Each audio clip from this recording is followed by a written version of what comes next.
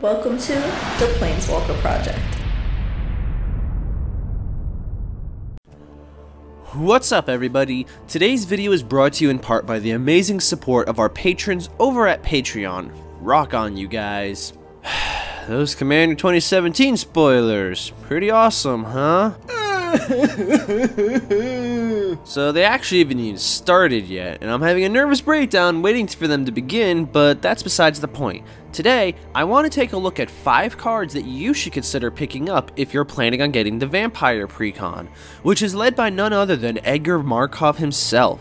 Just keep in mind that there is the possibility of any one of these cards being included in the precon deck, so if you don't see them once spoiler season kicks off and those juicy deck lists are revealed, maybe consider picking some up.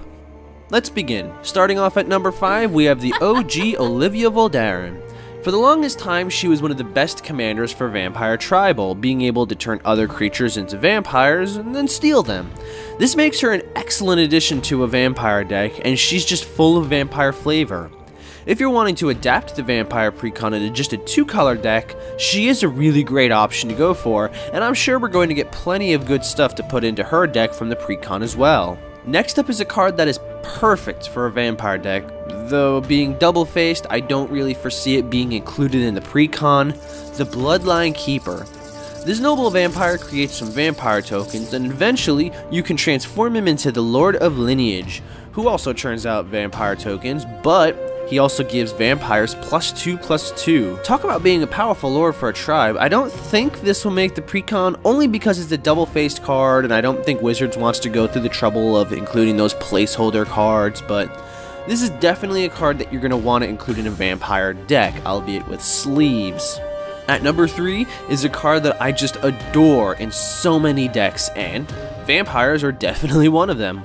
Necropolis Region. For 6 mana, you get a 6/5 vampire with flying, which is pretty good. Whenever a creature you control deals combat damage to a player, it gets that many +1/+1 counters.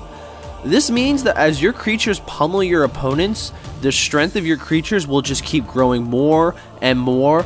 If you decide to go a +1/+1 counter route, something that is very viable in a vampire strategy, this is definitely the card to consider. Our number 2 card is a sorely underrated removal card, the Dark Imposter. For just 6 mana, you get to exile a target creature and put a counter on the Imposter. It also gains all the activated ability of said exiled creature. Yeah, 6 mana is quite heavy, but this gets around in destructibility, it's also a pump effect, and you get to take on all the activated abilities of whatever you remove. This makes this card so much more valuable, and it is a vampire, so. Last but not least, our number 1 card to include is Blade of the Bloodchief. This is like the Skull Clamp of vampire decks. Whenever a creature dies, be it yours or your opponent's, the equipped creature gets a +1/+1 counter. And if that creature that's equipped happens to be a vampire, it gets 2 of those counters. This card only costs 1 mana to drop and another mana to equip, making this perhaps one of the fastest equipment spells you could include in a vampire deck. I would put this as a must-have for this deck. And with that, we've reached the end of our list. What cards do you recommend a vampire deck run? Are there any hidden gems in Markov Manor that a player new to the deck might want to consider? Comment them below. I really do hope you enjoyed this video. Give it a thumbs up if you did, and we'll be sure to make more like it. Like and share this with your Commander playgroup, and maybe see what your friends think. If you want to help support the show directly, be sure to check out our Patreon over at patreon.com/theplaneswalkerproject.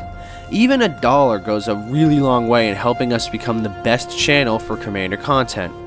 And with that, I will see you at the beginning of the next upkeep.